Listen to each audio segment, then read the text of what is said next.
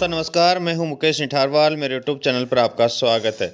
जी साथियों, आज आपके लिए महत्वपूर्ण वीडियो लेके आए हैं जिसमें हम बात करेंगे ईवीएम से मतगणना कैसे करें। साथियों, ईवीएम जिसमें आपके वीवीपैट और सीयू बीयू हैं, उससे काउंटिंग प्रोसेस की बात इस वीडियो में करेंगे। मतगणना हेतु आवश्यकताएँ क्या हैं, साथ ही सामग्री कौन सी आवश्यकताएं होंगी और साथ ही फॉर्मेट्स कौन से होंगे, वीवीपैट की पर्चियों की मतगणना और विशेष कंडीशन जिसके अंदर आरओ डिसीजन लेते हैं उन कंडीशन की भी बात करेंगे। वीडियो को अंत तक जरूर देखें और अभी तक हमारे चैनल को सब्सक्राइब नहीं किया है, चैनल को जरूर सब्सक्राइब कर लें। यह वीडियो आपके लिए बनाया गया है, सहायता के लिए बनाया गया है। किसी प्रकार की विरोधाभास की स्थिति के अंदर ईसीआई के द्वारा नवीनतम गाइडलाइन ही मान्य होंगी। साथियों, मिले चलता हूं मेरे लैपटॉप स्क्रीन पर। दोस्तों, निर्वाचन विभाग राजस्थान ईवीएम मतगणना ईवीएम काउंटिंग की यदि हम बात करें तो निर्वाचन प्रक्रिया का सबसे महत्वपूर्ण चरण होता है जिसमें गलत, अनियमित या असावधानीपूर्वक की गई मतगणना संपूर्ण निर्वाचन प्रक्रिया को निरस्त कर सकती है। अतः संपूर्ण मतगणना कार्य को आवश्यक अनुशासन और गरिमा बनाए रखते हुए अत्यधिक सतर्कता के साथ पूर्ण किया जाना चाहिए। मतगणना प्रारंभ करने के लिए सबसे पहले हम बात करें कि लोक प्रतिनिधि अधिनियम 1951 की धारा 128 के तहत सभी मतगणना कक्षों में एआरओ द्वारा सभी को गोपनीयता के संबंध में घोषणा के साथ मतगणना कार्य को प्रारंभ किया जाएगा।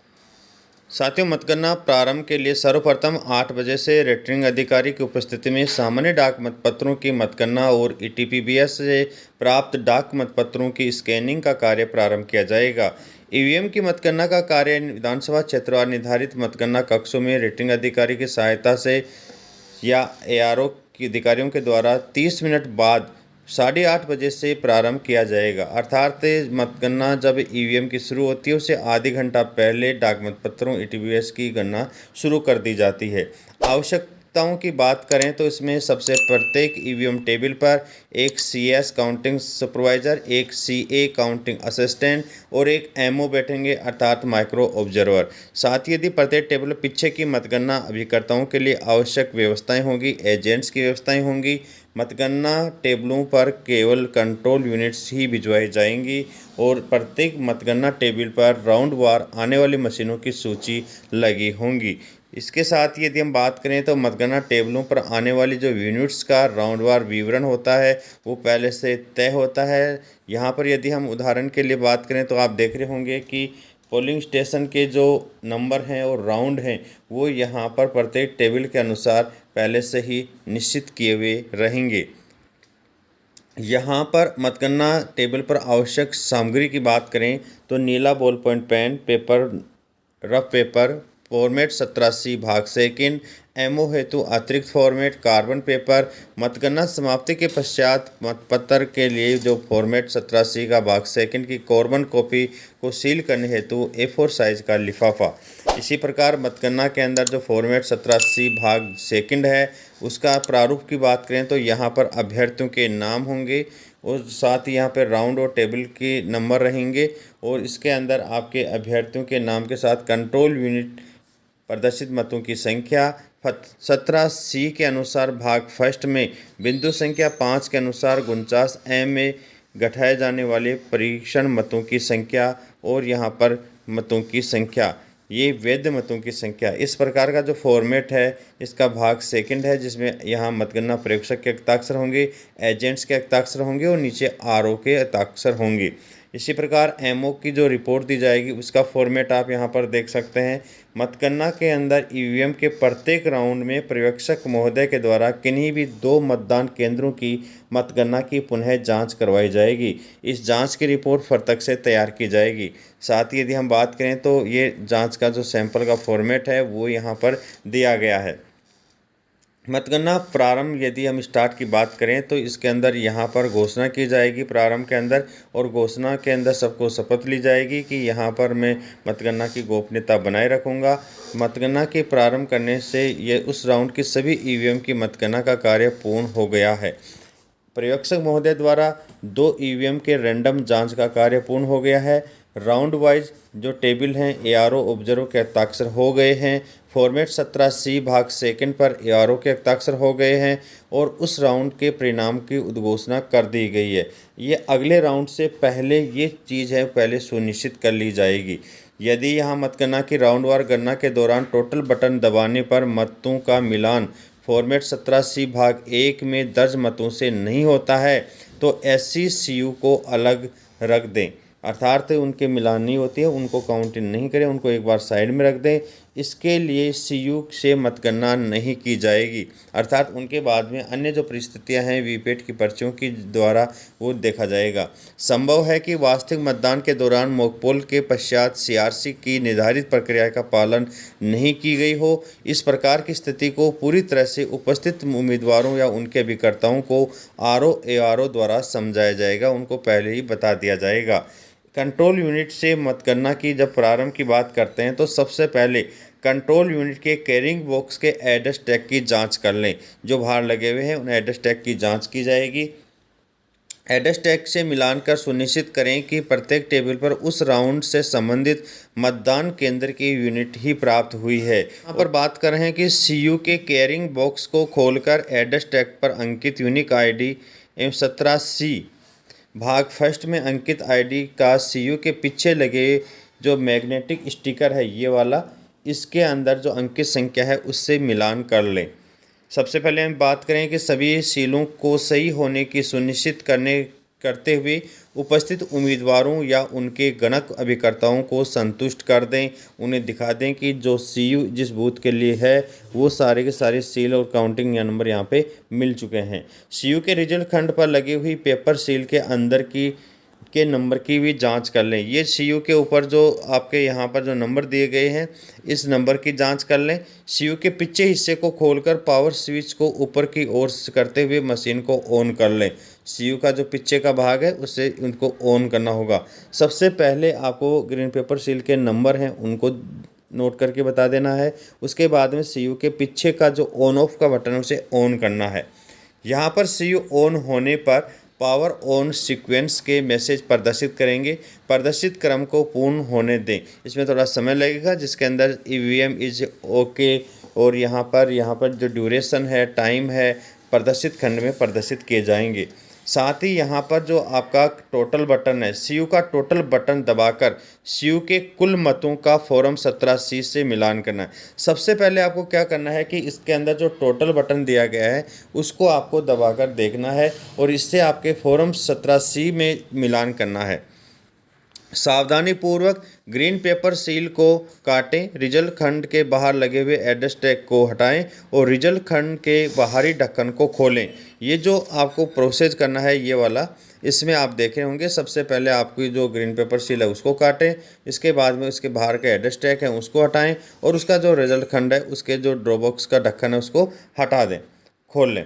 ध्यान रहे आपको केवल नीचे वाले रिजल्ट खंड के ढक्कन को ही खोलना है, रिजल्ट खंड के ऊपर के उम्मीदवार के खंड को नहीं छेड़ना है। साथियों जो सीयू के ऊपर की ओर 2 एड्रेस टैग लगे हुए हैं ये आपके यहाँ पर है वो बैटरी का है और ये आपके रिजल्ट सेक्शन कैंडिडेट सेक्शन का है। इन दोनों को आपको किसी हालत में भी किसी एड्रेस टैग को नहीं काटना है, इनको नहीं खोलना है। सीयू के रिजल्ट खंड के मध्य रिजल्ट बटन पर लगी हुई ग्रीन पेपर सील और स्पेशल टैग को भी जांच कर लें। ये यहाँ पर अंदर की ओर जैसे हम रिजल्ट खंड को हटाते हैं अंदर आपके स्पेशल टैग आता है उसके नंबर की भी जांच कर लें।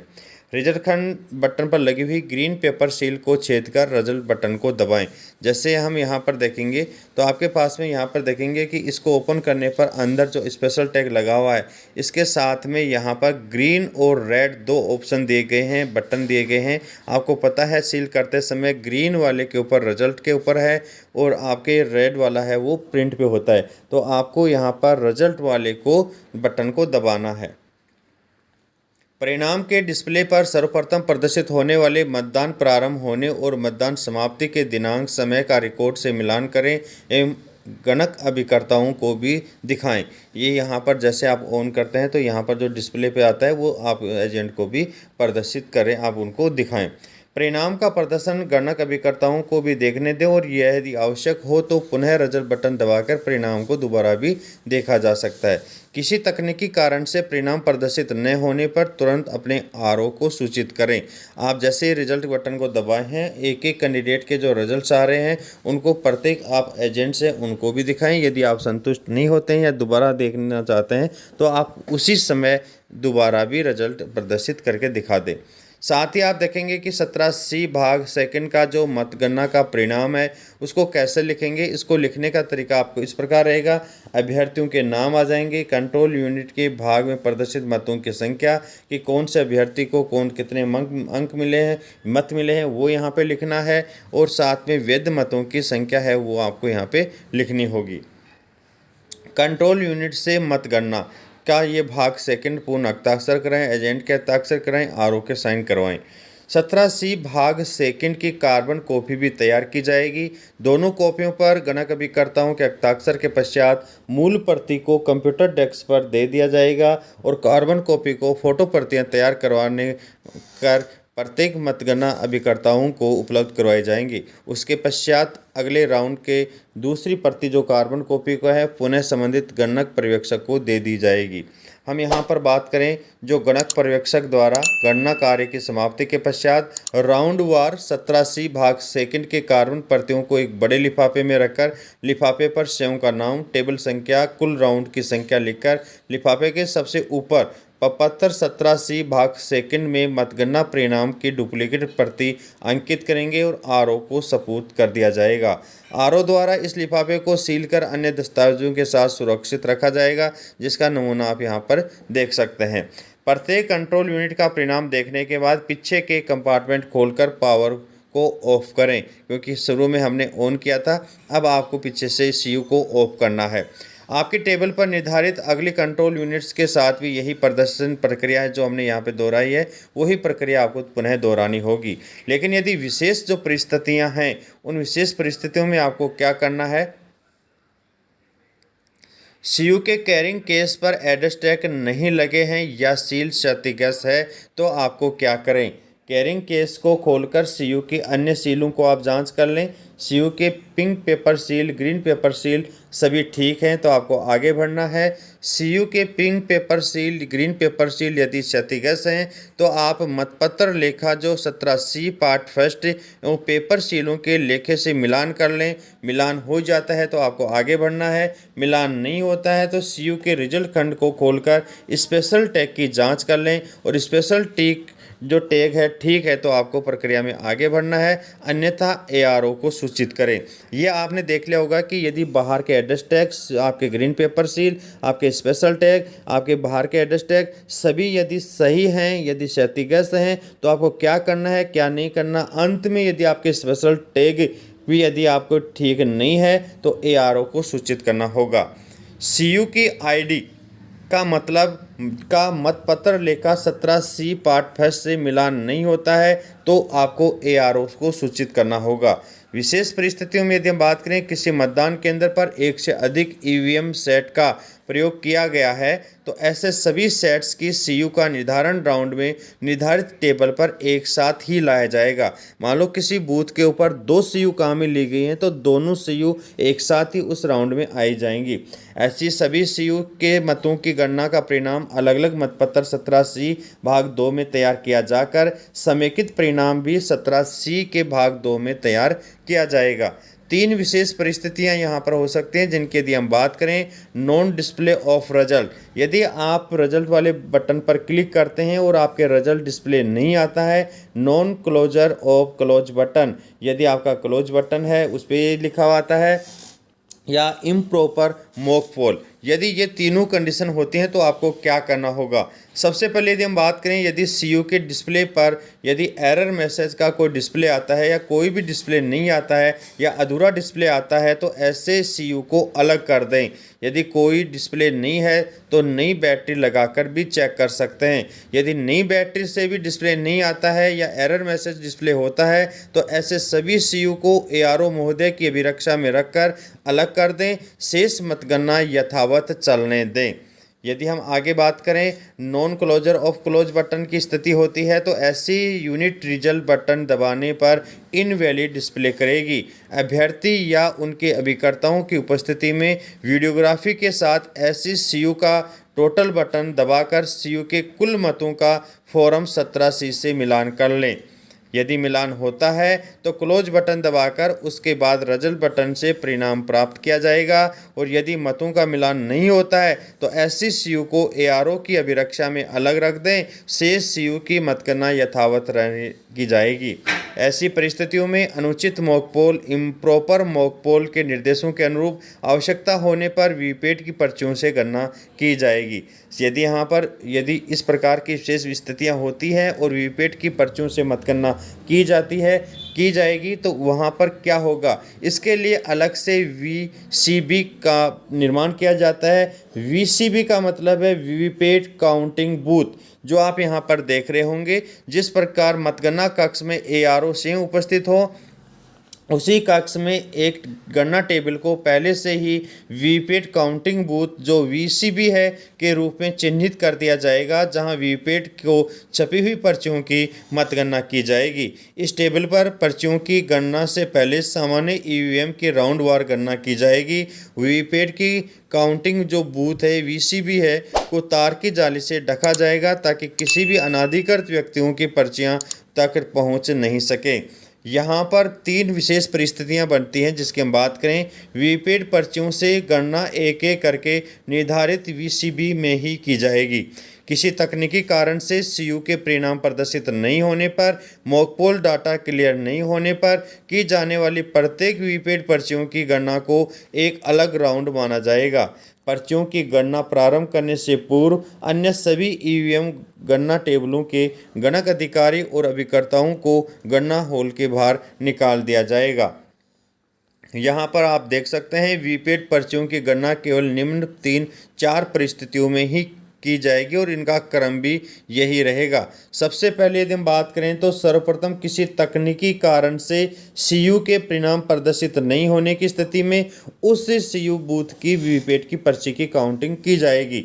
यदि हम यहाँ पर बात करें आयोग के निर्देशानुसार मॉकपोल डाटा क्लियर नहीं होने की स्थिति में वीपैट की पर्चियों की काउंटिंग की जाएगी। नियम 56D के तहत रिटर्निंग अधिकारी के द्वारा आदेश देने पर वीपैट की पर्चियों की काउंटिंग की जाएगी। और 4 नंबर है संपूर्ण ईवीएम मतगणना की समाप्ति के बाद प्रत्येक विधानसभा क्षेत्र से लॉटरी के द्वारा रैंडमली चयनित 5 मतदान केंद्रों की पर्चियों को अनिवार्यतः सत्यापन हेतु ईवीएम की वीपैट की पर्चियों की गणना की जाएगी। तो ये 4 कंडीशन हो सकती हैं।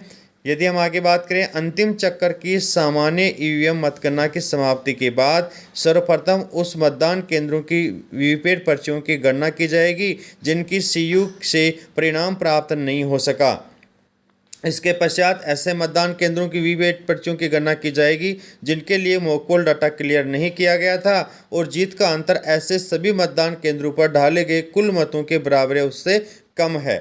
यदि ज़्यादा रहेगा तो इनकी काउंटिंग नहीं की जाएगी। यदि मॉकपोल डाटा क्लियर नहीं किए जाने या मॉकपोल की पर्चियों के बाहर नहीं निकाले जाने की स्थिति में सीयू के स्थान पर वीपैट पर्चियों की गणना की जाती है तो पर्चियों की गणना से प्राप्त परिणाम में से मॉकपोल प्रमाण पत्र में उम्मीदवार वार अंकित मतों को कम करते हुए वास्तविक मत परिणाम प्राप्त किया जाएगा, क्योंकि जो पहले उनको नहीं हटाया था अब उसको काउंटिंग करके माइनस किया जाएगा। तीसरे क्रम पर नियम 56D के तहत आरओ के द्वारा स्पिनिंग आदेश के तहत मतगणना यदि कोई है तो की जाएगी। इस संबंध में निम्न फॉर्मेट में एक रिपोर्ट सीईओ के माध्यम से आयोग को भी भिजवाई जाएगी।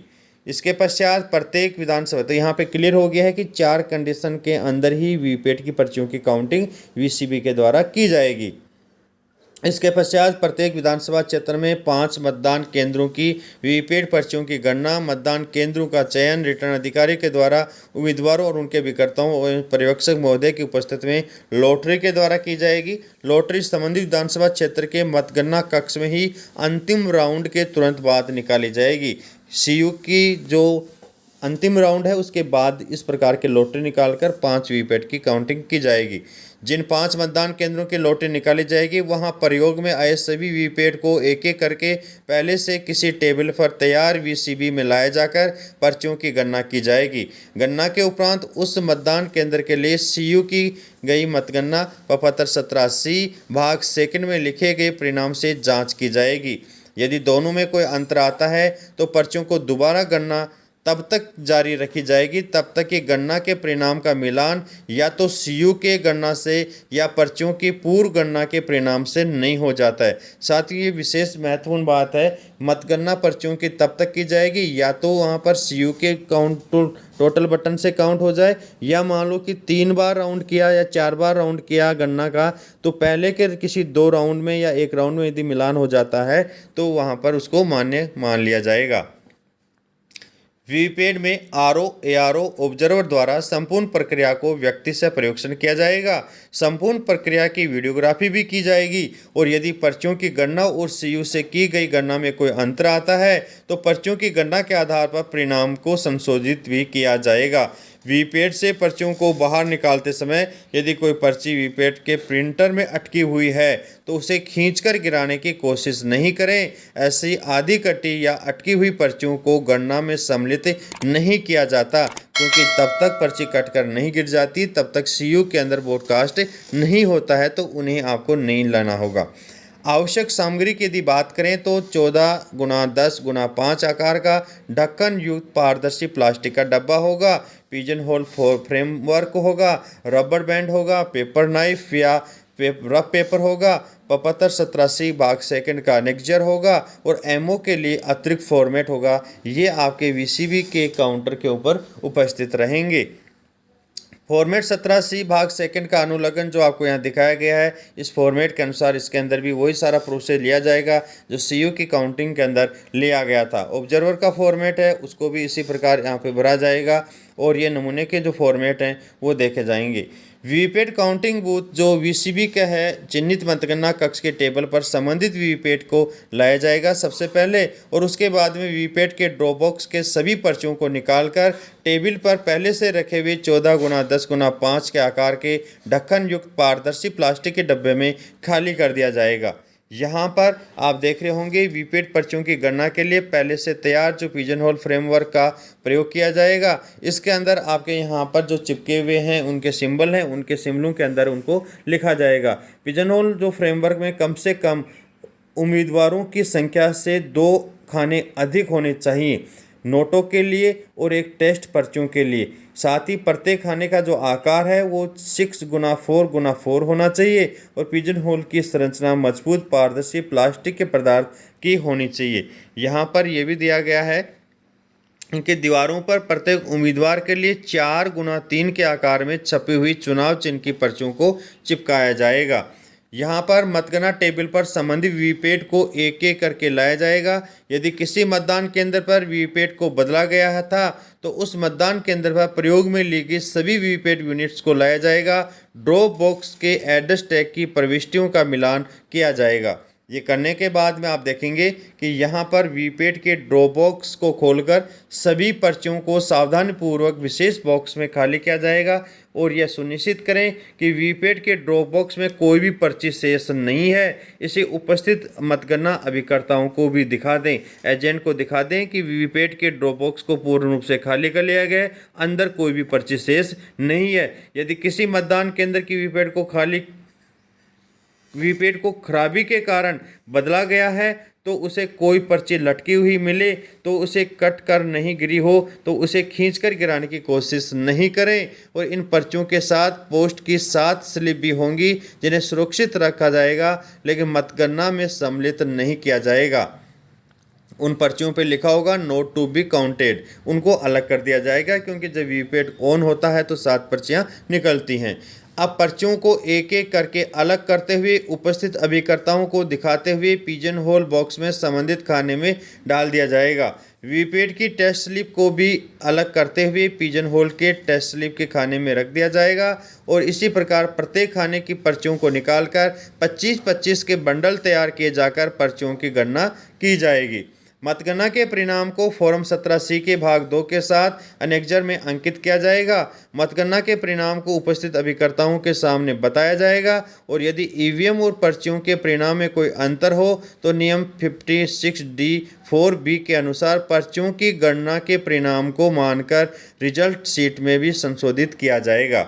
मतगणना के पश्चात वीवीपैट की पर्चियों के बंडलों को पुनः उसी वीवीपैट के ड्रॉप बॉक्स में वापस रखा जाएगा और आपकी जो मतगणना है वो इसमें आपके जो ड्रॉप बॉक्स की आपके वीवीपैट की पर्चियों के आधार पर 56 नियम के आधार पर यदि निकाली जाती है तो वही 56D के द्वारा निर्धारित किया गया वही मान्य होगा। साथियों, यह वीडियो जिसके अंदर हमने ईवीएम के द्वारा काउंटिंग और वीवीपैट की पर्चियों के द्वारा काउंटिंग का प्रोसेस देखा है, ये आपकी सहायता के लिए बनाया गया है। मतगणना के अंदर जो काम प्रयोग में आने वाले जो मतगणना कार्मिक हैं उनको सुरक्षा सावधानी के लिए ये वीडियो बनाया गया है। फिर भी यदि किसी प्रकार के ईसीआई के नवीनतम अपडेट होंगे वही मान्य होंगे। वीडियो को अंत तक देखने के लिए बहुत बहुत धन्यवाद। और अभी तक हमारे चैनल को सब्सक्राइब नहीं किया साथियों, चैनल को जरूर सब्सक्राइब कर लें। यह जो पीपीटी है वो Surendra Jain NLMT additional nodal officer district election office पालिक राजस्थान के द्वारा तैयार की गई है। इनका विशेष रूप से वीडियो के अंदर धन्यवाद। वीडियो को अंत तक देखने के लिए थैंक्स। यदि वीडियो अच्छा लगा है तो वीडियो को लाइक व कमेंट जरूर करें और ऐसे ही महत्वपूर्ण वीडियो देखने के लिए चैनल को सब्सक्राइब कर लें।